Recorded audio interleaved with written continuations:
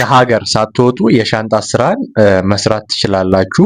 የሻንጣ ስራ ምን ማለት እንደሆነ ፍቺውን እንዲሁም ደግሞ ከሀገር ውስጥ ሳትወጡ 5 በርካሽ እቃዎችን ገዝታችሁ ወደ መሀል ከተማ እያመጣችሁ መሸጥ የምትችሉባቸውን 5 ሀገራትን የሻንጣ ስራ ከመጀመራችሁ በፊት እንዲያዋጣችሁ የሚያግዟችሁን ወይም ደግሞ ግዴታ የሚያስፈልጋችሁን 5 ቶፒኮች ወይም 5 ዋና ዋና ነገሮችን የምነግራችሁ ይሆናል ማለት ነው። ሰላም ውድ የፒኬቲቭ ተከታታዮቼ እንደተለመደው በአዲስ ቪዲዮ ወደ እናንተ ቀርብ ያለው ማለት ነው። በዛሬ ቪዲዮ ላይ ደግሞ ከሀገር ሳትወጡ የሻንጣ ስራን እንዴት መስራት እንደምትችሉ፣ ከሀገር ሳትወጡ የሻንጣ ስራ ያዋጣል አያዋጣም የሚለውን እንዴት መለየት እንደምትችሉ በስነ ስርዓት ሙሉውን ይዤላችሁ ቀርብ ያለው፣ እንዲሁም ደግሞ የሻንጣ ስራ ማለት ትክክለኛ ፍቺው ምን እንደሆነና በሻንጣ ስራ ላይ ምን እንደሚሰሩ ይዤላችሁ ቀርብ ያለው። እንደ ቲፕ ደግሞ 5 የኢትዮጵያ ሀገራት ከሀገር ሳትወጡ እነኚህ የሻንጣ ስራ የሚባሉትን እቃዎችን ከሀገር ውጭ ወጣችሁ የምታመጧቸውን እቃዎችን እዚሁ ሀገር ውስጥ የምታገኙባቸው ቦታዎችን እምጠቁማችሁ ይሆናል ማለት ነው። አሁን ቀጥታ ወደ ቪዲዮዬ ስገባ የሻንጣ ስራን ከሀገር ሳንወጣ መስራት እንችላለን ወይ ወደሚለው ሀሳብ እመጣለሁ ማለት ነው። ውድ የፒኬቲቭ ተከታታዮቼ ቪዲዮ ትንሽ ሊረዝም ይችላል። ስለዚህ እናንተ ስለምትጠቀሙበት እስከ መጨረሻ ድረስ አዳምጡ። ቪዲዮን ላይክ በማድረግ ጀምሩ። እንዲሁም ጥያቄ አስተያየት ካላችሁ ደግሞ በኮሜንት ላይ መጠየቅ ትችላላችሁ ማለት ነው። አሁን ቀጥታ ወደ ቪዲዮ ስገባ የሻንጣ ስራ ከሀገር ሳንወጣ መስራት እንችላለን ወይ ለሚለው መስራት ይቻላል። በመጀመሪያ የሻንጣ ስራ ትክክለኛ ፍቺው ማለት በአንድ ቦታ ላይ ትራንስፖርት ስትጠቀሙ በባቡር ሊሆን ይችላል፣ በአይሮፕላን ሊሆን ይችላል፣ በመኪና ሊሆን ይችላል። የሚፈቀድላችሁ የሻንጣ ልክ አለ። በዛ የሻንጣ ልክ መሰረት እቃ ይዛችሁ ስትመጡ ያ ስራ ወይም ደግሞ ያ የሰው እቃ ይዛችሁ ስትመጡ ወይም ደግሞ የራሳችሁን እቃ ይዛችሁ ስትመጡ የሻንጣ ስራ ይባላል። እንደ ምሳሌ ልውሰድላችሁ። ከአዲስ አበባ ድሬዳዋ፣ ከድሬዳዋ አዲስ አበባ ደርሶ መልስ ስቆርጡ አብሮት የ32 ኪሎ ሻንጣ ካለ ወይም ደግሞ ከአዲስ አበባ ወደ ዱባይ ስትሄዱ 32 ኪሎ 2 ሻንጣ ካለ እኔ ዱባይ ስሄድ ባዶዬን ሄጄ ወይም ደግሞ ከዚህ አንዳንድ እቃዎችን ይዤ ሄጄ ከዛ ሀገር ደግሞ ልመለስ ስል በ32 ኪሎ ሻንጣ ውስጥ እቃ ገዝቼ ሞልቼ ይዤው መጥቼ እዚህ ሀገር በዛ ሻንጣ ውስጥ ያለውን እቃ ሸጬ የማገኘው ትርፍ ወይም ያ ቢዝነስ የሻንጣ ስራ ይባላል ማለት ነው። ወይም ደግሞ እንደ ሁለተኝነት ያን ሻንጣ ይዤ ሄጄ የራሴ እቃ 32 ከሆነ ይዤው የምመጣው 2 ኪሎ ብቻ እቃ ከገዛሁኝ 30 ኪሎን ባዶውን ከምመለስ የነጋዴዎች እቃ አለ፣ የሰው እቃ አለ። 30ውን ኪሎ በብር ተከፍዬ የሰው እቃ ይዤ መጣና ልክ አዲስ አበባ ስደርስ 30ውን ኪሎ የሰውን ወስዳለሁኝ፣ 2ቱን ኪሎ የራሴን ወስዳለሁኝ። ከዛ የ30ውን ኪሎ ብር እቀበላለሁ። በዛ መሃል የሰራሁት ቢዝነስ የሻንጣ ስራ ወይም የሻንጣ ቢዝነስ ይባላል ማለት ነው። ሌላ ረጅም ቶፒክ የለውም። በቃ የሻንጣ ቢዝነስ ማለት በሻንጣ ይዛችሁት የምትመጡት የሚከፈላችሁ ክፍያ ወይም ደግሞ በሻንጣ ይዛችሁ መታችሁ ሸጣችሁ የምታተርፉት ቢዝነስ የሻንጣ ቢዝነስ ይባላል ማለት ነው። ስለዚህ ይሄ ግዴታ ከሀገር መውጣት የለባችሁም። እዚሁ ሀገር ውስጥ እኔ ሞያሌ ኬንያ በሄድኩበት ሰዓት ላይ ያየሁት ነገር ስላለ ነው። ከሀገር ውስጥም መስራት ትችላላችሁ። እንደ ሁለተኛነት እና ደግሞ እንደ ዋና እዚህ ቪዲዮ ርዕስ እንዳደረግነው ከሀገር ሳትወጡ የሻንጣ ስራን ቼክ ማድረግ እንችላለን ወይ ያዋጣል አያዋጣም የሚለውን ቼክ ማድረግ እንችላለን ወይ ወደሚለው ስመጣላችሁ በመጀመሪያ ከሀገር ወጣችሁ የምታመጡት እቃዎቹን ዝርዝር ታወጣላችሁ። ከነኛም ውስጥ ልብስ፣ ሽቶ፣ አንዳንድ ኤሌክትሮኒክስ እቃ፣ ስልክ፣ ላፕቶፕ እነኚህ ናቸው። ከነኚህ ውስጥ ደግሞ ዋና የሚያስፈልጋችሁ እናንተ የሚረከበኝ ሰው አለ ወይ ብላችሁ ቼክ ማድረግ ነው። ስለዚህ በዋነኝነት ወደዛ ከመሄዳችሁ በፊት ኦርደር መቀበል አለባችሁ ማለት ነው። ስለዚህ አሁን የልብሶች ኦርደር ቢኖርባችሁ፣ ልብሶች፣ ጫማዎች ኦርደር ቢኖርባችሁ ግዴታ ዱባይ መሄድ የለባችሁ። በጣም በርካሽ በጣም በቅናሽ እዚሁ ኢትዮጵያ ውስጥ የሚሸጡባቸው የተለያዩ ቦታዎች አሉ። እነኛ ቦታ ላይ በመሄድ ያንን እቃ በማምጣት እናንተ መሸጥ ትችላላችሁ። ያንን ስትሸጡ የምታገኙት ትርፍ እናንተ እዚህ ጋር ሂሳብ ትሰራላችሁ ማለት ነው። ግድ ዱባይ መሄድ የለባችሁም፣ ግድ ቻይና መሄድ የለባችሁም። ለምሳሌ አንድ ጫማ ኦርደር ቢኖርባችሁ ወይም ደግሞ አንድ ኦሪጂናል ጫማ፣ አንድ የስፖርት ጫማ ታኬታ ሊሆን ይችላል፣ የሩጫ የስፖርት ትጥቆች ሊሆኑ ይችላሉ። እነኛ ኦርደር ካለባችሁ ግዴታ ዱባይ ሳትሄዱ ድሬዳዋ ብትሄዱ እነኝን ማግኘት ትችላላችሁ። ስለዚህ ያንን ኦርደራችሁን ይዛችሁ መታችሁ እዚህ ሀገር ሸጣችሁ የምታገኙበት ትርፍ ያቺ ቢዝነስ ቀጥታ ዱባይን ብትሄዱ እንደዛው ነው ማለት ነው። ስለዚህ ኦርደር መቀበል አለባችሁ። ኦርደራችሁን ደግሞ ዱባይ ስለሄዳችሁ ሳይሆን ከዚህም ከድሬዳዋም ብታደርጉት በዛ ኦርደር ብትሰሩ በዛ ሻንጣ ይዛችሁ ብትመጡ ኦልሬዲ የሻንጣ ስራን ሰራችሁ ማለት ነው። ኦልሬዲ ደግሞ ተለማመዳችሁት፣ ብዙ ብር ሳታወጡ ተለማመዳችሁት። የሚያከስርም ከሆነ በትንሹ ታውቁታላችሁ ማለት ነው። በአንደኝነት ኦርደር መቀበል ወደሚለው እናዘነብላለን ማለት ነው። በሁለተኝነት ደግሞ ከስተመር መያዝ። ከስተመር መያዝ ማለት አንድን ከስተመር እንዴት ነው የምንይዘው ወደሚለው ሲመጣ አሁን ቅድም የገዛችሁለትን ጫማ ይዛችሁለት መታችሁ ብዙ ትርፍ ሳታበዙበት በትንሽ ትርፍ ሸጣችሁለት ያን ሰውዬ ቀጣይ ምን ላምጣልህ የምትሉት ከሆነ የሚፈልገውን እቃ ልኮላችሁ እናንተ ይዛችሁለት ከመጣችሁ ካሁን በኋላም ሌላ እቃ ሲፈልግ ሌላ ሰው ከማዘዝ እናንተ ጋር መደወል ስለሚቀለው ያን ሰውዬ እንደ ከስተመር ትይዙታላችሁ። የምትፈልገው እቃ ካለ አመጣልሃለሁ ትሉታላችሁ። በዛ መሃል ከስተመራችሁ ይሆናል ማለት ነው።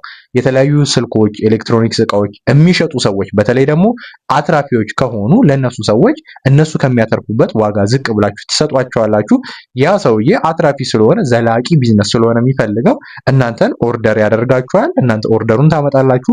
በዛ መሃል ያ ሰውዬ ለእናንተ ከስተመር ሆነ። በደንብ ትግባባላችሁ።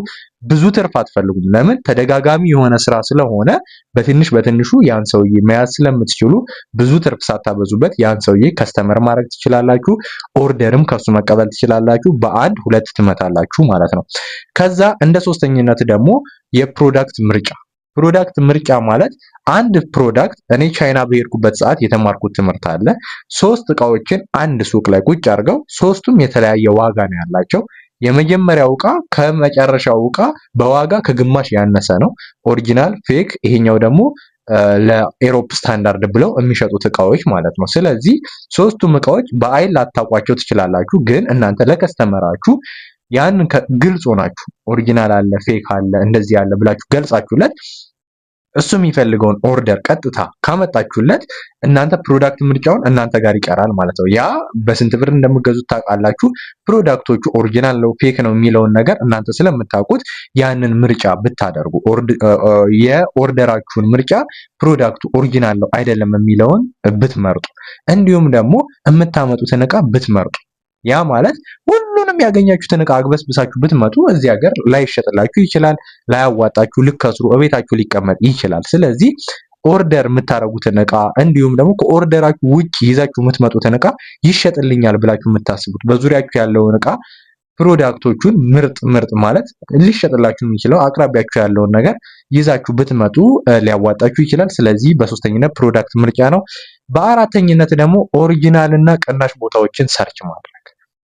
ያ ማለት ቅናሽ የሆነ ቦታ እዚህ ጋር አሁን ቅናሽ ነው ግን ሩቅ ነው፣ ትራንስፖርት ያስኬዳል ከተባለ ሩቅ ቦታ ላይ ትራንስፖርት ሄዳችሁ ቅናሽ የምታገኙ ከሆነ የትራንስፖርቱን ሂሳብ ሰርታችሁ እዛ ድረስ ከምትሄዱ ከዚሁ በውድ ዋጋ ገዝታችሁ ብታተርፉበት ይሻላል። ግን ርካሽ ቦታ ሩቅ ቦታ ላይ ሆኖ ትራንስፖርቱም በዛው ልክ የሚቀንስ ከሆነ የፈለገ ቢርቅ የሻንጣ ስራ ልትሰሩ ቢዝነስ ልትሰሩ እስከሆነ ድረስ ሩቅ ቦታ ላይ ሄዳችሁ ያንን እቃ ይዛችሁ ብትመጡ በዛው ልክ ደግሞ በራቀው ልክ ኦሪጂናል እነሱን ቼክ አድርጋችሁ ብትመጡ አንደኛ ከስተመራችሁ ኦሪጂናል ከሆነ ይደሰታል፣ ሁለተኛ ኦርደር ቀጣይነት ይኖራችኋል፣ በሶስተኝነት ደግሞ ለእናንተ ቅናሽ ዋጋውን በኦሪጂናል ራቅ ብላችሁ ስለገዛችሁ ቅናሽ እናንተ ትርፋማ ትሆናላችሁ። ስለዚህ በአራተኝነት ቅናሽና ኦሪጂናል ቦታዎችን መፈለግ የሚለው ይሆናል ማለት ነው። በአምስተኛ ደግሞ ሎኬሽኖችን ከሰዎች ላይ ሰርች ማድረግ ከድሮ ነጋዴዎች ላይ። ያ ማለት እኔ አሁን ከኔ በፊት የነበረ የቻይና ነጋዴ ካለ ከሱ ጋር 2 ቀን 3 ቀን ውዬ ያለውን ነገር ብቸገርም ተቸግሬ ከሱ ጋር ሎኬሽን ቦታዎችን ቼክ አድርጌ መመዝገብ መያዝ፣ በስልካችሁ የምትይዙ ከሆነ መያዝ። ዱባይም ከሆነ ዱባይ ስትሄዱ ከናንተ በፊት ከኔ በፊት የነበሩ አሉ፣ በጣም ሲኒየር የሆኑ ነጋዴዎች አሉ። ከነሱ ጋር ስትሄዱ እነሱን ላለማስቀየም እየሞከራችሁ እናንተ ከነሱ ሎኬሽን ቦታዎችን ብትይዙ እናንተ ትርፋማ ትሆናላችሁ። ለምን? እነሱ በጣም ብዙ ሽቶ ቦታ በ10-20 ቦታ ሊኖር ይችላል። ስለዚህ እዛ ቦታ ጠቅላላ ዞራችሁ አይታችሁ ሎኬሽኖቹን ጠቅላላ ቢይዛችሁ የቱ ጋር ቅናሽ ነው የቱ ጋር ኦሪጂናል ነው ብላችሁ ብትይዙ እናንተን ያዋጣችኋል ማለት ነው። ስለዚህ እነኚህ 5ቱን ቶፒኮች ብትከተሉ በሻንጣ ስራ ላይ አዋጭነት ሁኔታ ውስጥ ትገባላችሁ ወይም ደግሞ አዋጭ ቢዝነስ ለእናንተ ይሆንላችኋል። ብትጀምሩም ታተርፋላችሁ ማለት ነው። ከሀገር ሳትወጡ የሻንጣ ስራን መሞከር ለምትፈልጉ ደግሞ እዚሁ ሀገር ውስጥ ቅናሽ እቃዎችን ከየት ብናመጣ እንችላለን ወይም ደግሞ የት ይገኛል ለሚለው ልብሶችን፣ ሽቶ፣ ሺቲ፣ ኮንፈርቶች ምናምን እነኚህ የምትፈልጉ ከሆነ በባቡር ወደ ድሬዳዋ ሄዳችሁ ከድሬዳዋ እነኚህን እቃዎች ይዛችሁ ብትመጡ ያዋጣችኋል። ውጪ ድረስ ሳትሄዱ በ50 ሺህ ብር በ100 ሺህ ብር ይሄን ቢዝነስ ጀምራችሁ ልብስ የሚረከባችሁ ካገኛችሁ፣ ሽቶ የሚረከባችሁ ሽቶ ቤት ካገኛችሁ ቀጥታ ዱባይም ብትሄዱ ሽቶ ጭራሽ ጨምራችሁ ዋጋ ይረከባችኋል። ያ ሰው ለምን ከድሬዳዋም ስታመጡ ተረክቧችኋል። እናንተም ነጋዴው በስምምነት ኦርደር ስላደረጋችሁ እዛም ስትሄዱ ቀጥታ ያዋጣችኋል። ስለዚህ ያለውን ሂሳብ እዚሁ ሀገር ውስጥ ሆናችሁ መስራት ትችላላችሁ። ስለዚህ ከድሬዳዋ ልብሶችን፣ ሽቶችን፣ ሺቲዎችን፣ የተለያዩ ብርድ ልብስ ኮንፈርቶችን ይዛችሁ መምጣት ትችላላችሁ ማለት ነው። የተለያዩ ቦንዳ ልብሶችን ደግሞ ማምጣት ከፈለጋችሁ የተለበሱ ልብሶችን ማምጣት ከፈለጋችሁ አዳማ ብትሄዱ አዳማ ጠዋት አካባቢ ላይ ጨረታ የሚባል ቦታ አለ። እዛ ሄዳችሁ ማምጣት ትችላላችሁ።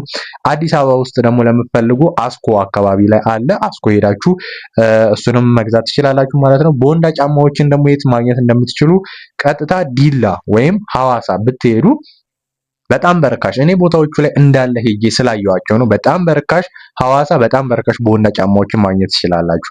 እነኚህ ጠቅላላ ድሬዳዋ፣ አዳማ፣ አዲስ አበባ፣ አስኮ አካባቢ ያሉትን ጠቅላላ ደግሞ አንድ ቦታ ላይ በጣም እነሱ ከየት ነው የሚያመጡት? እነሱ ከሚያመጡበት ቦታ በጣም በርካሽ መረከብ እንፈልጋለን፣ አቅም አለኝ፣ እዛ ድረስ ሄጄ ማምጣት እችላለሁ የምትሉ ከሆነ ደግሞ ወደ ሞያሌ በመሄድ ቦንዳ ልብሶችን፣ ቦንዳ ጫማዎችን፣ አዳዲስ ጫማዎችን፣ አንዳንድ ኤሌክትሮኒክስ እቃ ስልኮችን በጣም በርካሽ ዋጋ ከሞያሌ ይዛችሁ መምጣት ትችላላችሁ። ነገር ግን ያው እንዳልኳችሁ አሁን ሐዋሳ የምትገዙት እዛው ከሞያሌ ነው የሚመጣው። ዲላ የምትገዙት ከዛው ከሞያሌ ነው የሚመጣው። ነገር ግን ከሞያሌ ዲላ ሲደርስ ዋጋው ይጨምራል።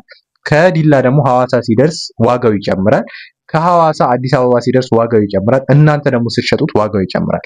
ቀጥታ ከሞያሌ ሄዳችሁ ስታመጡት አዲስ አበባ ላይ የምትሸጡት በመሃል ያሉትን ትርፎች ጠቅላላ ጨምራችሁ ስለሆነ እናንተን ያዋጣችኋል። ነገር ግን ያው ሪስክ ለመቀነስ ከዛው ከሐዋሳ ብትገዙ ከአዲስ አበባ ገዝታችሁ በትንሹ ቼክ ማድረግ ትችላላችሁ ማለት ነው። አዲስ አበባ፣ አዳማ እንዲሁም ድሬዳዋ፣ ሐዋሳ፣ ዲላ እነኚህ ሀገራቶች ላይ ብትሄዱ በጣም በቅናሽ ዋጋ እነኚህን እቃዎች አምጥታችሁ ቼክ ማድረግ ትችላላችሁ። የሻንጣ ስራንም በጣም በቀላሉ መሞከር ትችላላችሁ። ያዋጣል አያዋጣም የሚለውን ቼክ ማድረግ ትችላላችሁ። ስለዚህ አምስቱ ደግሞ ዋና ያልኳችሁን እንደ ዋና ነገር መያዝ አለባችሁ። ከነሱ ውስጥም እንደ አዲስ አሁን ስደግምላችሁ ኦርደር መቀበል አለባችሁ፣ ከስተመር መያዝ አለባችሁ፣ ፕሮዳክት መምረጥ አለባችሁ፣ ቅናሽና ኦሪጂናል እቃዎችን መያዝ አለባችሁ። በአምስተኝነት ደግሞ ሎኬሽን ቦታዎችን ከሲኒየር ነጋዴዎች ጋር ቼክ ማድረግ አለባችሁ ማለት ነው። እንደ አጠቃላይ ደግሞ እንደኔ ምክር ወይም ደግሞ አንድ ቲፕ የምጨምርላችሁ ነገር በጣም ደፋር መሆን አለባችሁ። ደፋር ካልሆናችሁ ይሄ ነገር አይሆንም። ለምን በቃ የሆነ ነገር አሁን 3 ስልክ 4 ስልክ ታዛችሁ ወይም ደግሞ 2 ላፕቶፕ 4 ላፕቶፕ 5 ላፕቶፕ ታዛችሁ አይ እኔ አልችልም አንድ ብቻ ነው የተፈቀደው ከማለት አሁን ወደ ዱባይ ስትሄዱ 3 ላፕቶፕ ከታዘዛችሁ 3ቱንም ገዝታችሁት አብሯችሁ ላለው ሰው ለሌላ ነጋዴዎች በድፍረት ሰጣችሁ 10 ሺህ ብር ከፍላችሁ እዚህ ብታመጡ አንድ ላፕቶፕ 25 ሺህ ብር ብትገዙት ለዛ ላፕቶፕ ይዞላችሁ ለሚመጣው 10 ሺህ ብር ብትከፍሉ 35 ሺህ ብር ይሆናል ማለት ነው። እዚህ ሀገር አምጣችሁ 50 ሺህ 60 ሺህ ብትሸጡት ትርፋማ ትሆናላችሁ። ስለዚህ በጣም ደፋር መሆን አለባችሁ። የሚያዋጣችሁ ቢዝነስ መሆኑን እርግጠኛ ለመሆን ኦርደር ካላችሁ ትንሽ ቀብድ በመቀበል ያ ዕቃ እንደሚያዋጣችሁ ሳትሄዱ እርግጠኛ መሆን ትችላላችሁ። አስተያየት እንዲሁም ጥያቄ ካላችሁ በኮሜንት መጠየቅ ትችላላችሁ። ላይክ አድርጉ፣ ሰብስክራይብ አድርጉ። እኔም በግል ማናገር ለምትፈልጉ ደግሞ የቴሌግራም ዲስክሪፕሽን በውስጥ በኩል አለ፣ ገብታችሁ ማናገር ትችላላችሁ። ውድ የፒኬቲዩብ ተከታታዮች እስካሁን ስላዳመጣችሁኝ አመሰግናለሁ። ይመቻችሁ። ላይክ አድርጉ። በሌላ ቪዲዮ ደግሞ እንገናኛለን። ይመቻችሁ።